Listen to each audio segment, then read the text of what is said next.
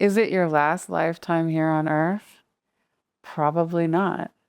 Why? Because the soul is excited to incarnate here and explore human existence. Even if your soul learned all the lessons it came here to learn, it would still be excited to come back here and help others elevate. That's how it works. I know you're bitter. I know that it is really hard to be human and live in this physical version of reality, but this is the best place a soul can come to learn lessons it can't learn anywhere else in the universe. Human existence is hard for a reason. It's a paradox. You're supposed to be transcending this human level suffering. No matter what's going on in your life, we all have a different path. And learning that you can be happy no matter what's going on, that you are a soul having a human experience. Your goal here is to realize that and to see this all as a illusion, a play. And once you do that, you've released yourself of all human suffering. And that is what you came here to learn, to release attachments over and over. You cannot say, I am going, this is my last incarnation here on earth. I'm not coming back, because it's not really your choice, but in a way it is. It's a paradox as well. Your human level consciousness can't fathom why you would come here sometimes, but your soul knows it came here, usually exactly for the reason that your human level consciousness is rejecting reality, because the hardest times, the hardship that we experience as humans is the greatest lesson. This is Soul University. When you come here, you are enrolled in a graduate level course of Soul University where you are plunged into the hardest lessons that any soul could learn anywhere in the universe. Isn't that exciting? Just by being here, you're very lucky.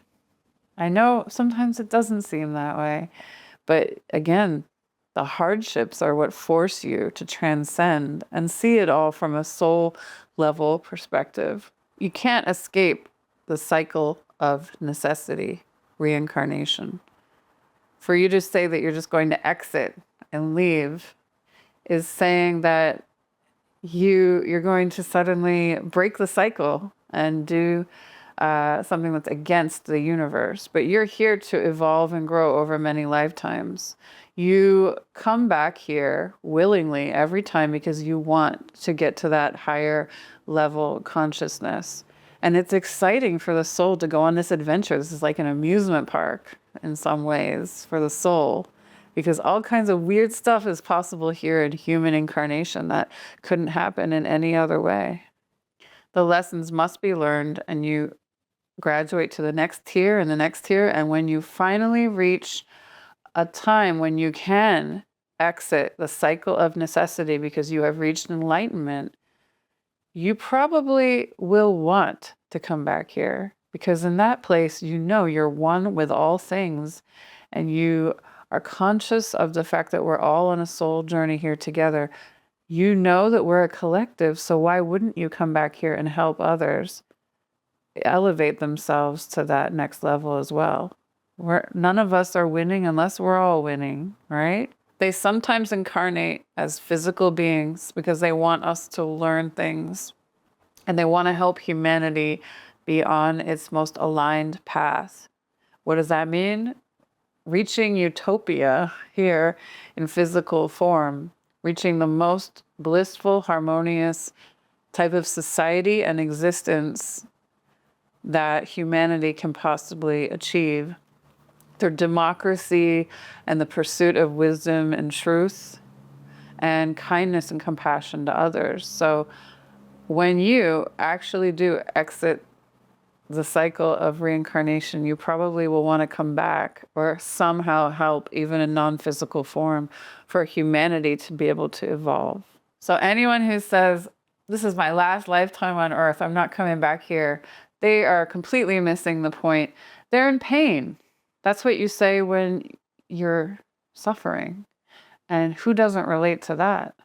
But it's also a form of separation. It's an expression of separation with other human beings to say, you guys are all going to stay here, but I'm out.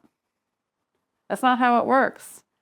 It's the exact opposite that you should be pursuing, which is complete compassion and oneness and persisting and transcending through the pain and the suffering to realize that you already are a spiritual being at the same time you're a human being, and you are supposed to be here to marry those two things and bring them together and live in both worlds at once with total wisdom.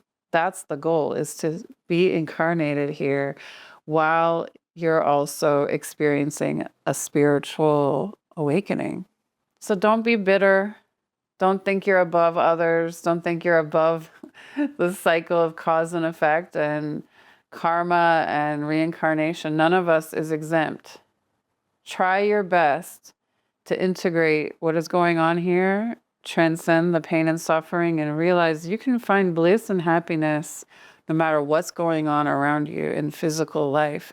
But you can only do that by staying in a state of consciousness where you know what you really are, and that's a soul. If you'd like to discuss this with me further, I offer sessions on my website, wellnessoneness.com. You can book a session with me.